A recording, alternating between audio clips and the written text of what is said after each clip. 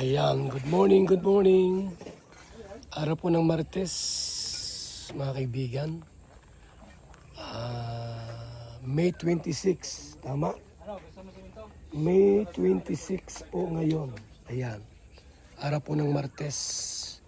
At muli po ako ay nandito sa ating po pinapagawang apartment type na bahay po. Mga kaibigan. Yan po ngayon ang ating mga trabahante po.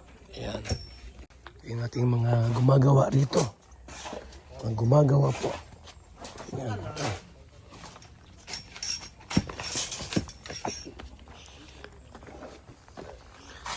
Mataas-taas na rin po yan. Oh. Mataas-taas na rin po yan.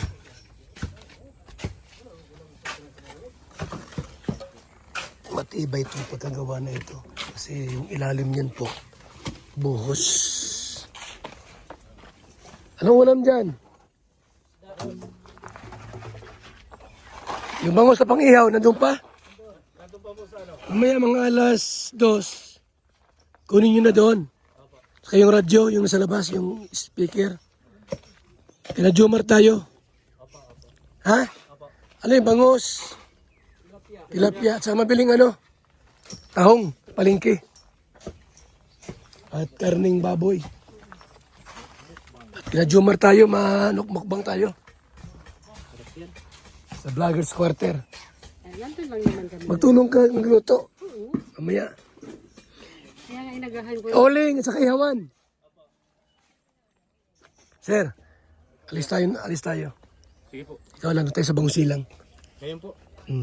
Mga alas 10. At meron tayo yung matanda na nagpatulong sa bahay po nila. Repair. I-check lang natin para ma-estimate kung anong kailangan. So ito po mga kalingap. Gusto lang ko pong reaksyonan itong kay Sildia Vlogs sa Facebook page niya po. Ito sinabi at nakita ko po ito mga kaibigan about sa kanyang reaction kay Beyonce at sa Batanero family. Mga kalingap. Ito ang video po mga kalingap. Real talk ito real talk about sa ginawa nila Beyonce sa atin, sa Team Kalingap. Ito po ang video. Mga kabady, nakita niyo na ba yung kumakalat ngayon? Nabasa niyo ba yung mga comment ni Beyonce? Laglaga na sila ngayon. Marami po kumakalat ng mga video po at yun nga, parang against na kay Dr. Love. Laglagan na raw po sila. Anong pakiko sa kanila kung maglaglagan sila? Nasa kami po, nasa tama lang tayo mga kaibigan. Kami ay talagang pagtulong, paglingap. Tulad dito po, ito po ay para sa ating mga scholars. Mga estudyante po na walang mauuwian, walang matutulugan, dito po sila itira. Libre po ang pagtira dito. Ayan. So kung sila po ay naglalaglagan na po, wala akong pakialam sa kanila mga kaibigan. Ginawa nila, pinatulpo tayo, bahala sila. Kung doon sila masaya, bahala sila. Basta po si Val Santos Matubang, walang ginawa kundi puro pagtulong at paglingap sa ating kababayan. Kung saan sila masaya, doon sila. Basta tayo po, sa pagtulong tayo masaya, mga kaibigan. Ginagawa po natin ngayon, talagang project, pabahay, at iba pa po. Kalingap mga kaibigan. Ayun, si Dr. Love, sana naman pupulutin. Kung si Dr. Lapong yung tatanungin, nasa kanya po yan. Matanda na ba yan? Pero sabi ni Kalingap Rab, ay talaga naman. Hindi na siya pwedeng bumalik.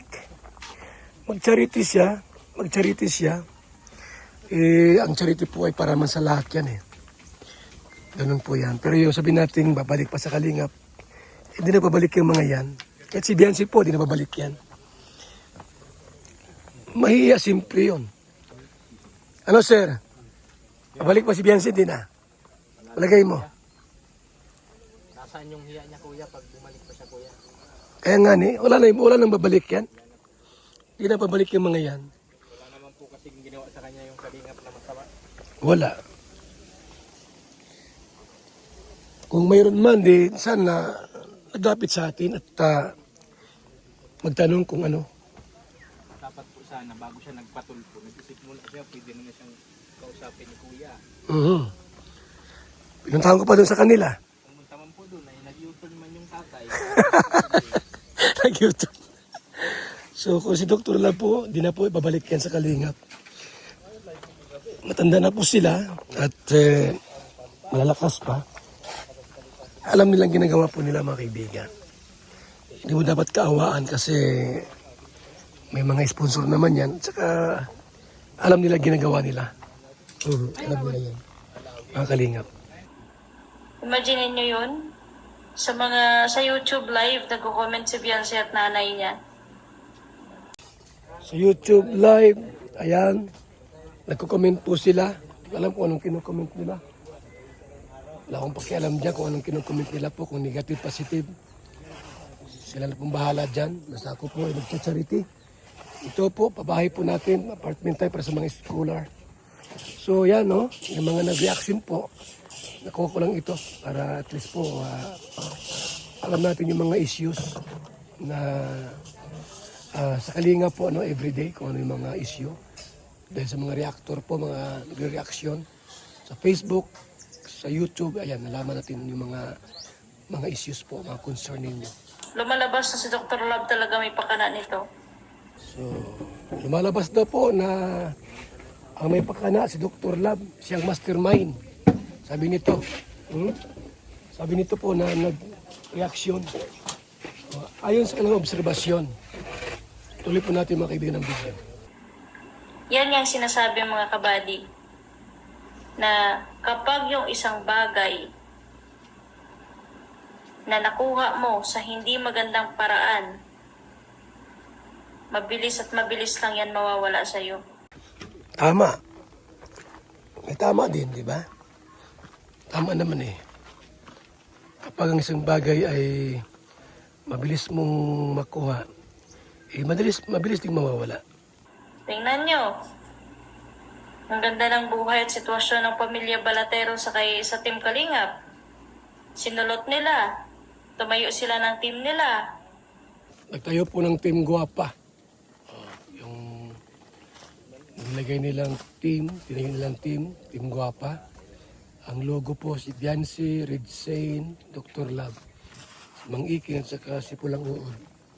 Kumusta na po yung Team Guapa ngayon? Ano ng updates? Ano ng balita? Team Guapa pa rin ba o Team Warak na? Kamusta naman?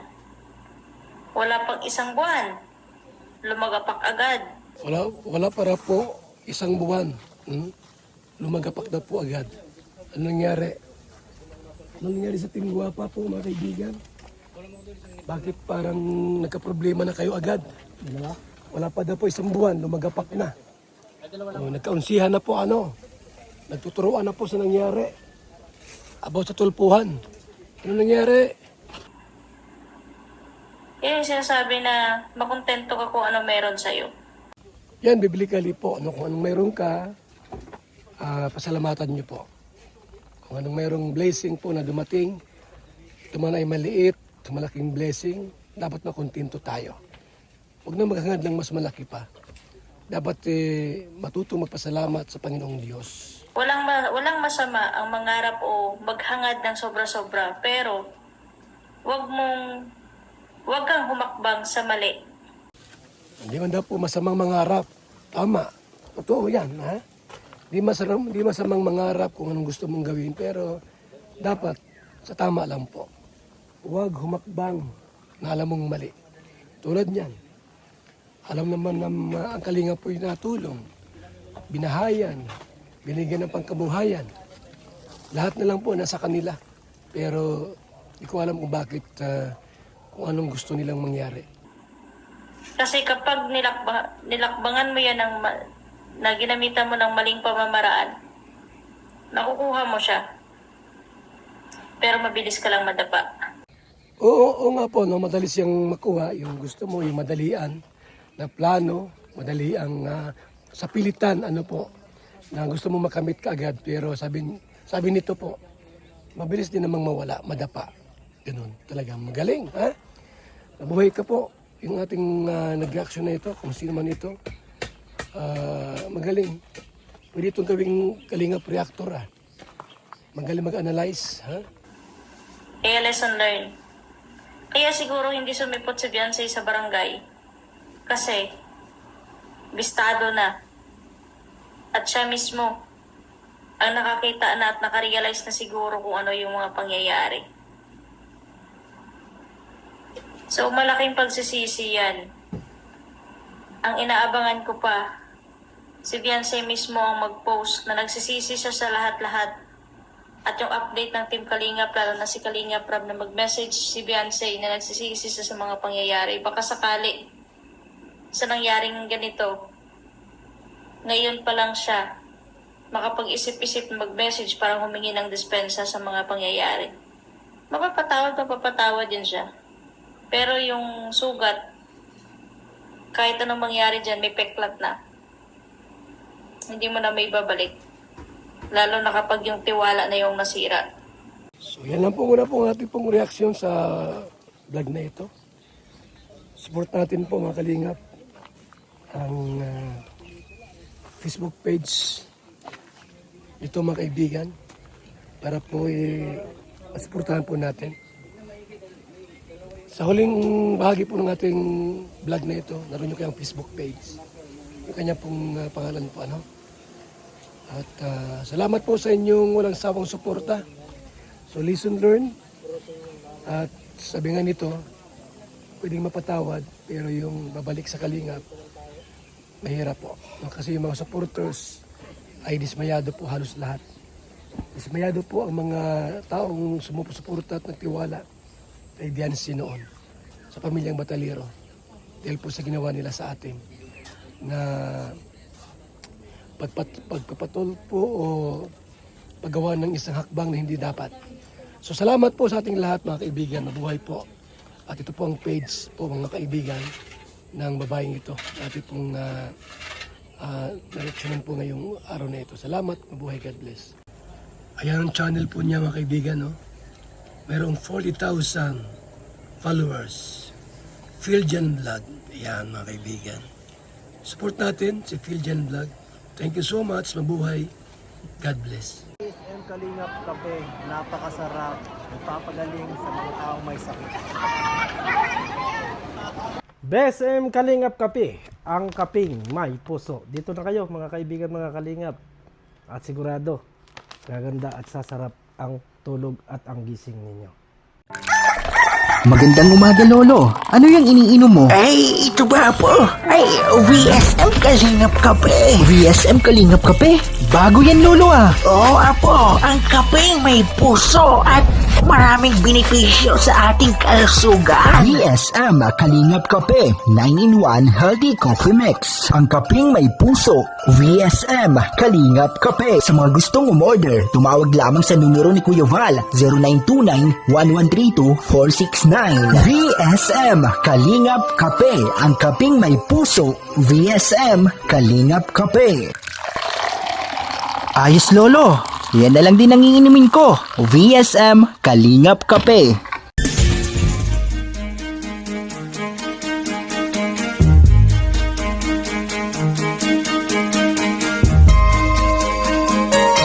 Ito ang palatuntunang tunay na lingkod bayan. Ang programang tututo sa kapakanan ng mga mamamayang kapos sa kapalaran. Si Kuya Val Santos Matubang, ang inyong katuwang. Si Kuya Val, kasangga sa kahirapan, kaagapay sa kalusugan, kakampi ng mga inaapi. Magbibigay pag-asa sa mga taong nawawala na ng pag-asa sa buhay, sa mga batang biktima ng kahirapan, sa mga matatandang napapabayaan. Si Kuya Val, ang inyong sandigan. Val Santos Matubang, sa palatuntunang lingap sa mahihirap.